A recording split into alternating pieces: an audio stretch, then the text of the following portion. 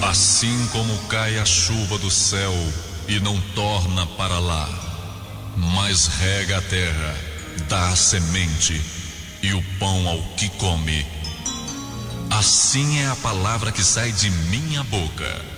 Não volta para mim vazia, mas realiza aquilo para o que foi enviada. A partir de agora, você vai ouvir uma palavra que pode mudar completamente sua vida. O vazio, a solidão, a angústia, a falta de paz. Tudo de ruim que sucede em sua vida nesta mensagem, Deus irá mudar e trazer até você paz, alegria, saúde e salvação eterna em Cristo Jesus. As páginas sagradas da Bíblia se abrem agora diante de você e através do missionário Deovan Lima, ouça uma palavra da boca de Deus.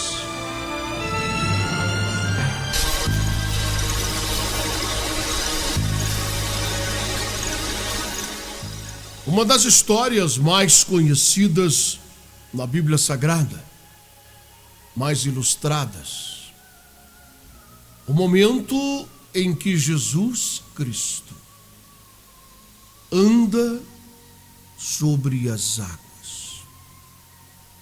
Ele caminha sobre as águas do mar da Galileia, em meio a uma grande tempestade, ao encontro de seus discípulos, que estavam desesperados, achando que iriam morrer naquela grande tempestade. Mas, para que nós possamos receber toda a unção que eu tenho certeza existe nesta palavra que me foi revelada pelo Espírito Santo, é necessário que nós possamos voltar ao princípio deste episódio e entendermos algumas coisas que aconteceram antes que Jesus caminhasse sobre as águas ao encontro deles. Você lembra disso? Jesus deu uma ordem aos seus discípulos e ele disse: vão na minha frente e eu irei depois. Entrem no barco e vão para o outro lado. Eu encontrarei vocês. E então Jesus subiu sozinho à parte para o alto de um monte naquela encosta do mar da Galileia e ele ficou ali orando ao Pai.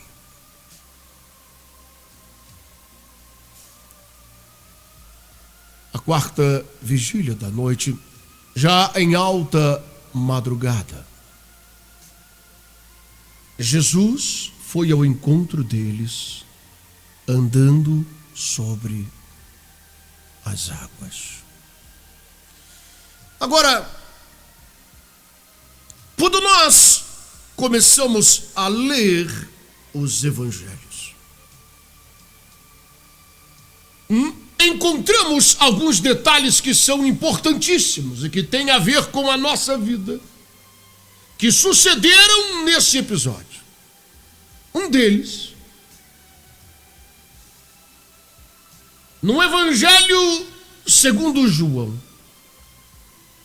se torna claro o que fizeram esses discípulos de Jesus e que nós faríamos também. E essa aqui é a verdade.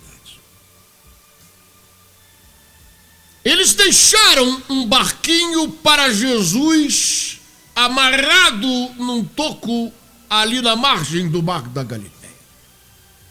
Essa informação está lá. As pessoas vieram procurar Jesus e não viram. Seus discípulos haviam saído e havia ali apenas um barquinho amarrado. Por quê?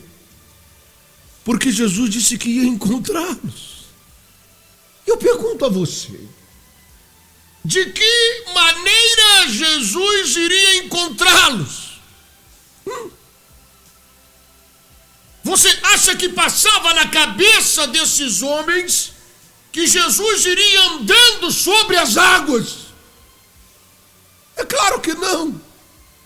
Você conhece a história e sabe que no meio daquela grande tempestade, quando esses homens viram aquele vulto, envolto na neblina, na tempestade, na chuva, nas águas revoltas do mar da Galileia, eles disseram: é um fantasma. E isso é um presságio de que todos nós vamos morrer. A nossa vida chegou ao fim agora. Eles simplesmente não conseguiram crer que era Jesus. Mesmo ele falando: não temam, sou eu. Não é um fantasma. Não é uma miragem. Não é uma ilusão de ótica. Sou eu mesmo. Eu estou indo encontrar vocês. Eu estou indo socorrer vocês. Eu estou indo estender a minha mão e tirar vocês dessa situação adversa, dessa tempestade cruel, dessa situação que abate o coração de vocês. Mas eles não conseguiam crer nisso. Era impossível. Se eles vissem alguém remando aquele barquinho que eles deixaram, eles poderiam dizer uns aos outros: gente, graças a Deus, olha o mestre. Quem sabe ele faz alguma coisa, ele é o filho de Deus. Ele veio do barquinho que nós ancoramos na margem para ele vir ao nosso encontro. Olha ele ali. Mas ele veio andando sobre as águas e eles simplesmente se negaram a crer. Isso é impossível. Isso não faz parte de nossos planos e de nossos projetos, do que nós estabelecemos para o agir de Deus. Que é desta maneira que ele vai fazer, é desta forma que ele vai agir. Isso está saindo dos nossos padrões que nós estabelecemos para ele. Nós deixamos o barquinho. Ele disse que viria ao nosso encontro e nós deixamos o barquinho. Eu não estou vendo o barquinho. Então só pode ser um fantasma. Mas o mestre dizia: não temais, sou eu. Sabe, meu amado irmão e minha amada irmã, nossa vida é assim. Nós oramos a Deus. Nós cremos em Deus. E nós cremos em milagres. Mas nós temos uma tendência a tomar a mesma atitude que tomaram esses homens. Nós queremos que Deus venha agir e nós ensinamos o caminho. Deus, faça isso por mim, porque isso vai ser melhor para mim, porque esse é o caminho da minha felicidade, porque esse é o caminho da minha paz. Senhor, faz isso, faz dessa maneira, venha ao meu encontro dessa forma. E nós queremos ensinar a Deus o seu agir, o seu modo de operar, o que ele deve fazer, para que nós venhamos ser felizes, realizados e nos considerarmos abençoados. E qualquer coisa que sai desse padrão, nós nos assustamos, porque nós deixamos o barquinho para ele, a forma dele agir. É claro que você se lembra de Jacó. Um homem de Deus, não é? E Jacó tinha promessas de Deus. Orava a Deus. Por ele era extremamente abençoado e tudo que ele colocava a mão prosperava. Certa vez ele estava voltando para sua terra. Mas ele não estava voltando porque deu na cabeça dele fazer isso. Foi o próprio Deus quem mandou que ele voltasse. 14 anos depois que ele havia saído de sua terra. Agora era rico, era próspero, era abençoado, tinha uma grande família. E Deus disse: volta. E no meio do caminho, o irmão dele, Esaú, exalando fogo pelas ventas e cheio de ódio, veio com 400 homens encontrar ele no caminho para matá-lo. Porque você conhece a história e sabe o que Jacó fez. Jacó tirou tudo desse homem, a sua bênção e o seu direito de primogenitura. Porque ele agiu conforme os seus próprios métodos. Ele cresceu ouvindo sua mãe falar: a bênção de Deus é sobre você, meu filho. Eu ouvi Deus falar comigo que haviam 2 nações dentro de mim, mas que o maior serviria ao menor. Deus é contigo.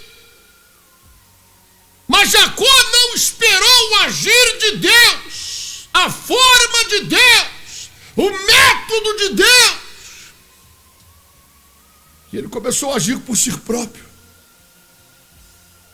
conforme ele achava melhor. E Deus nada mais era do que um instrumento, uma ponte, para que ele alcançasse seus objetivos. Mas no Val de Jaboque, a Bíblia diz que ele travou uma briga com Deus a noite inteira. E ele não queria largar a Deus. Quando o dia estava amanhecendo, ele atracou nas pernas do anjo. E ele disse: eu não te solto se tu não me abençoares. E a bênção que Jacó queria, pela qual ele lutou a noite inteira, era que Deus o livrasse do ódio de seu irmão que ia matá-lo.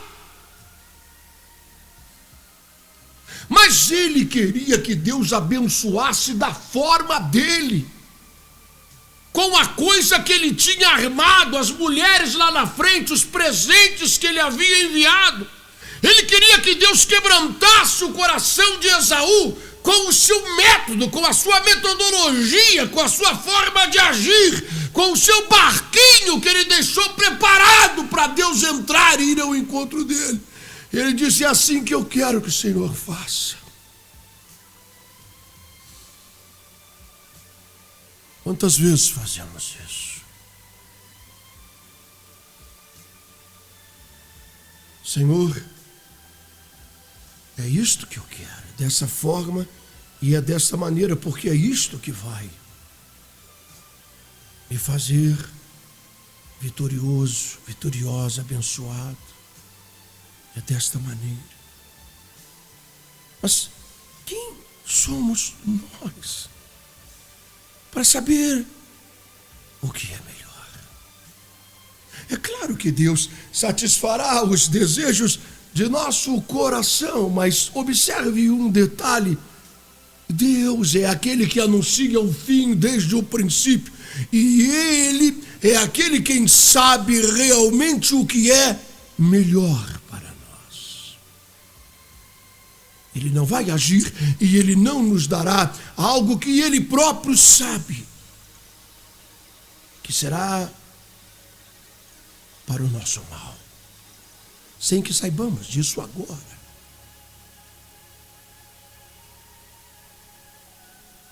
E então o anjo disse para Jacó: há uma mudança necessária.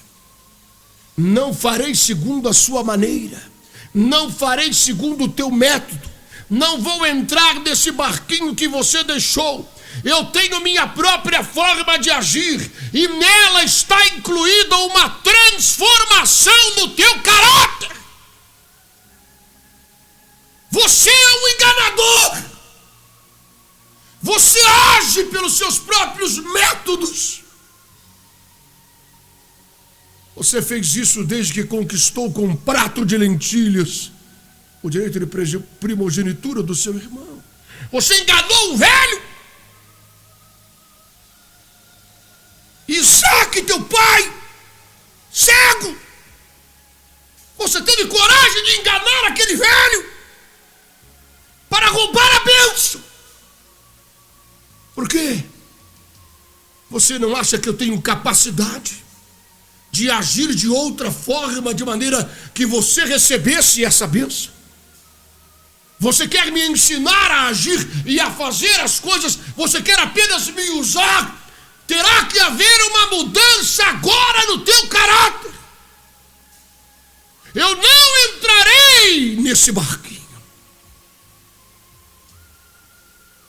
E foi quando Deus mudou o nome de Jacó para Israel, que significa aquele que vence pelos métodos de Deus, campeão pelos métodos de Deus, vitorioso pela forma de agir de Deus. E ele saiu dessa luta mancando, ele nunca mais andou como andava antes, porque o anjo tocou na juntura da sua coxa, e ele foi marcado, não apenas fisicamente, mas ele foi marcado na alma, ele foi marcado no caráter. Algo mudou na vida dele. Jesus veio andando sobre as águas, e eles não conseguiram entender. Eles não conseguiram aceitar isto. Se fosse o barquinho, nós poderíamos crer, mas andar sobre as águas, isso não fazia parte de nossos planos e de nossas ideias. Isso é inconcebível. Nós não podemos aceitar isso em nosso coração, a não ser que seja um fantasma, um presságio de morte. Sabe, aí aconteceu algo interessante. Quando Pedro tomou uma decisão, e Pedro disse: Senhor, não conseguimos enxergar direito daqui. O barco está balançando demais. A chuva está forte. É o Senhor mesmo. Não é uma miragem, não é um fantasma. Não é o diabo tentando nos enganar. Sou eu, Pedro. Sou eu.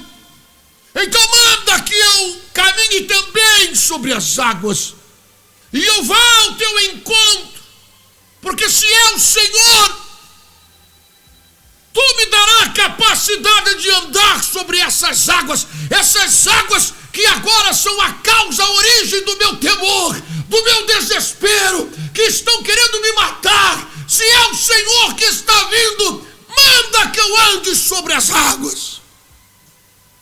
Os discípulos arregalaram os olhos, abraçados uns aos outros, descabelados, no desespero da morte. E Jesus disse a ele: vem. E Pedro, no ato que misturava coragem e loucura, ele se debruça naquele barco e coloca suas pernas para fora. Os discípulos arregalaram os olhos e começaram a dizer: vai morrer, é louco, é um fantasma, não pode ser o mestre, ele viria no barquinho. Isso é uma ilusão de ótica, é um presságio de morte, quem sabe pode ser o próprio diabo. Mas quando Pedro colocou as pernas para fora daquele barco, ele ficou em pé. Ele não afundou. E ele começou a caminhar em direção ao mestre. E os discípulos, ao verem aquilo, se entusiasmaram e começaram a gritar: aleluia! Pedro, estamos juntos e misturados, glória a Deus! O Senhor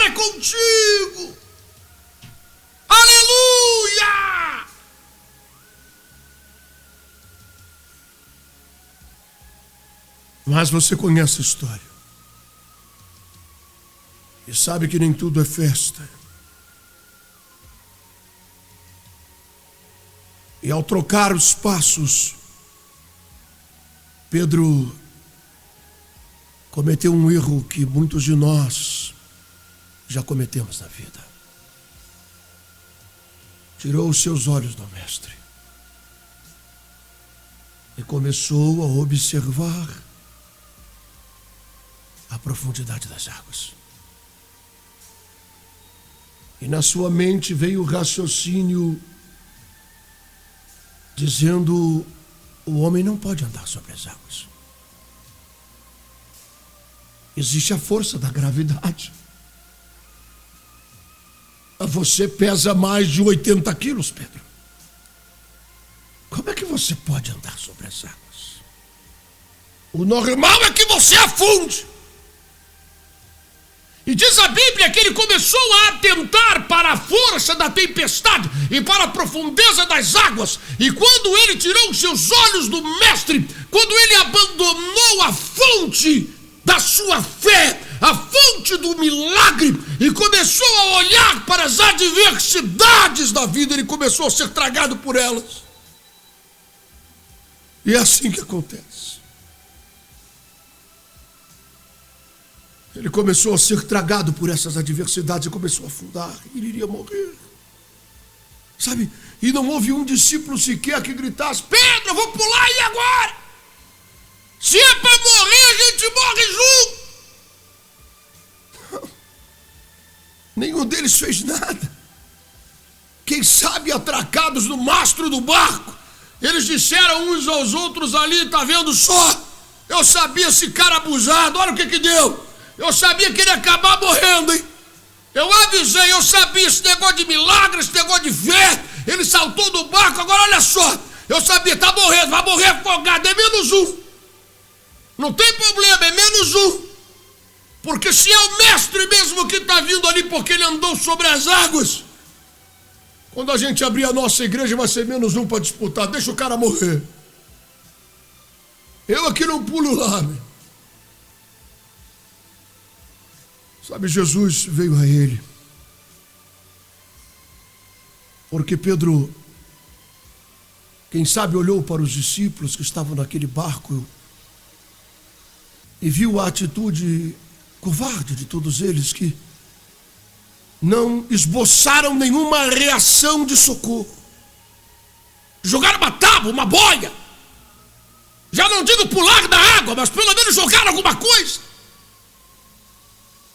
Então ele vira-se para o mestre e diz: Senhor,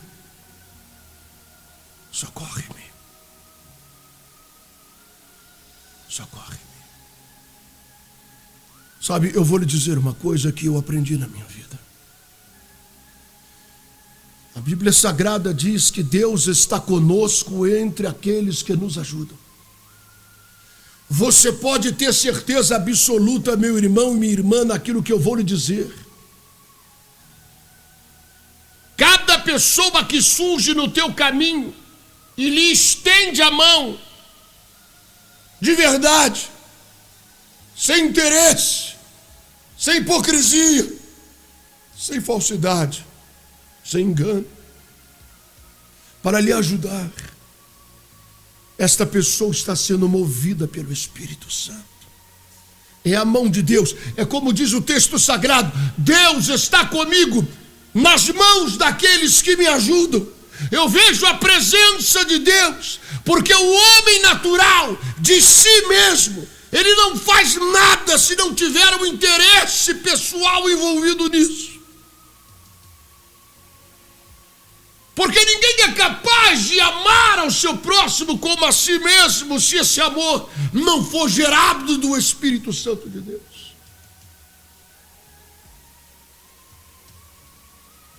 E Pedro virou-se e disse: Senhor, socorre-me, me ajude. E Jesus, diz a Bíblia, imediatamente lhe estendeu a mão e o segurou. Preste atenção. Eu nunca vou me esquecer disso.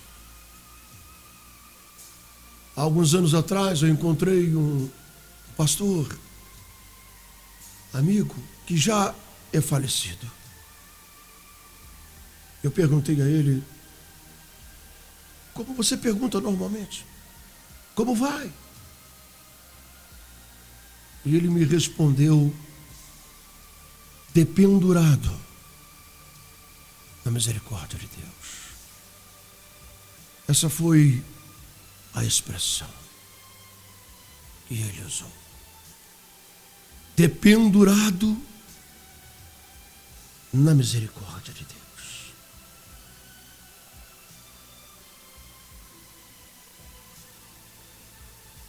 E imediatamente me veio a imagem de Pedro, segurando nas mãos do mestre, dependurado nas mãos dele.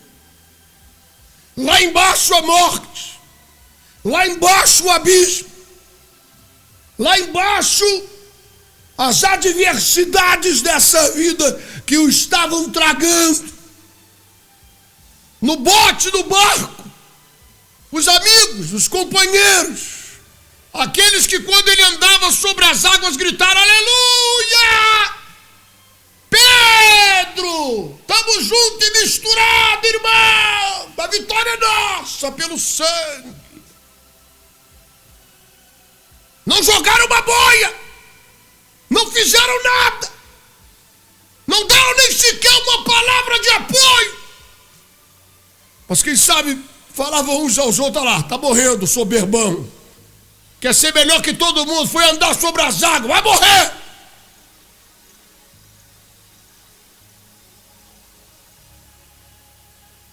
Pedro estava agora dependurado na misericórdia de Deus. Sabe, eu vou lhe dizer uma coisa. Estenda as tuas mãos para Jesus. Qual a situação que você está? Porque eu sinto isto pelo Espírito Santo, que existem muitas pessoas que estão assim, desta forma, como Pedro. Desiludidos, decepcionados com aqueles amigos do barco. Que você esperava algo deles. Mas eles nada fizeram, nem jogaram uma boia. Pelo contrário, ainda ficaram falando mal de você.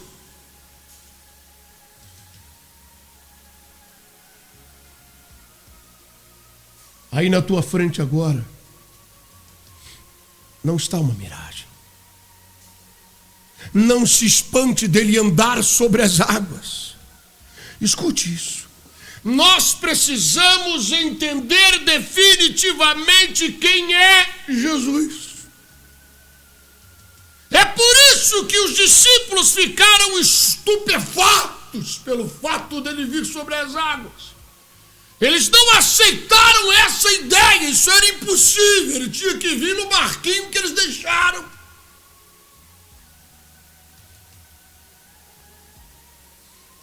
Nós temos essa tendência. Nós queremos ter Deus na nossa mão. Nós queremos ser uma espécie de Aladim da Bíblia mágica, que você esfrega e surge a fumaça meio azulada e vai então se descompensando e surgindo a imagem daquele ser com os braços cruzados, e você faz o seu pedido e ele atende, e você enrola ele de novo na Bíblia. Queremos ter o domínio, nós queremos ter o controle, e essa que é a verdade. Nós saímos a cata de versículos bíblicos para ser o nosso barquinho.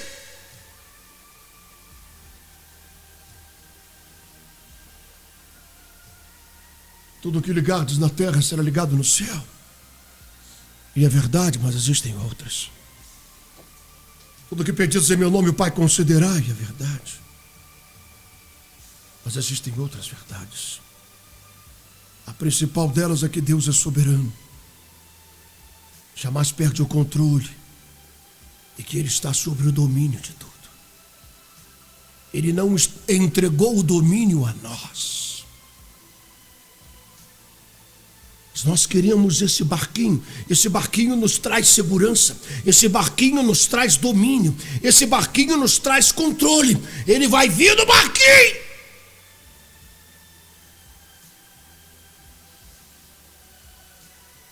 Não se surpreenda.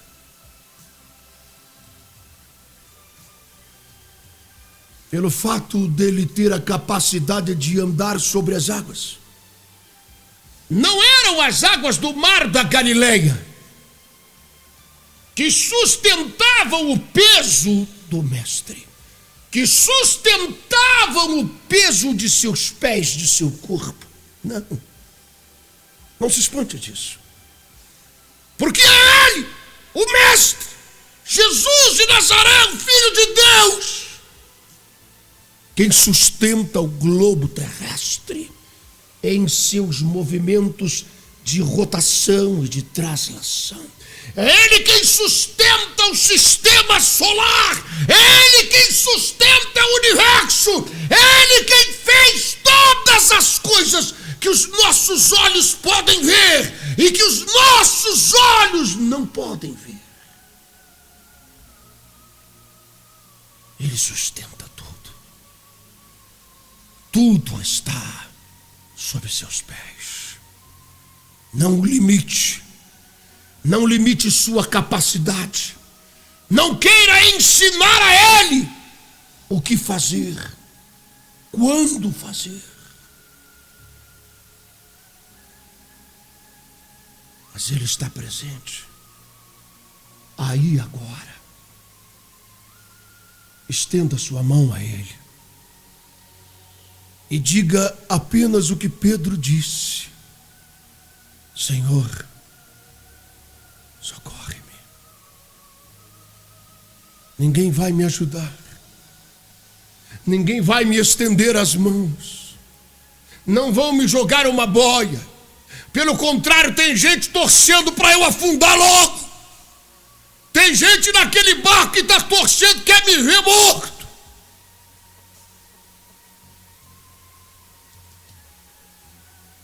Porque não tiveram a coragem que eu tive. Me socorre. Diga a Ele agora. Seja qual for a situação que você esteja envolvida, e que seja como esse mar lhe tragando, lhe devorando, e você está afundando a cada dia, e você está decepcionado, desiludida com essas pessoas do barco. Escute. Olhe para Jesus. Olhe para Jesus. Estenda as mãos. Dependure-se nele agora. Sabe por quê? Essa é a imagem que eu quero levar para o resto da minha vida. E quero que você a leve também. É assim que devemos estar. Conscientes disto. Não há piso, não há alicerce debaixo dos nossos pés, não há firmeza, não se iluda. Não há firmeza, nós estamos dependurados. A nossa firmeza está nas mãos dele, não é nem na nossa. Porque a nossa mão é fraca para segurar ele. Acaba cansando e você larga e solta e morre. A nossa força está nele. Ele nos sustenta. Ele nos segura. Ele nos coloca de novo no barco.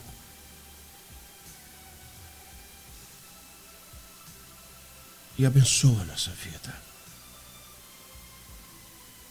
Nessa noite, eu preciso terminar essa mensagem.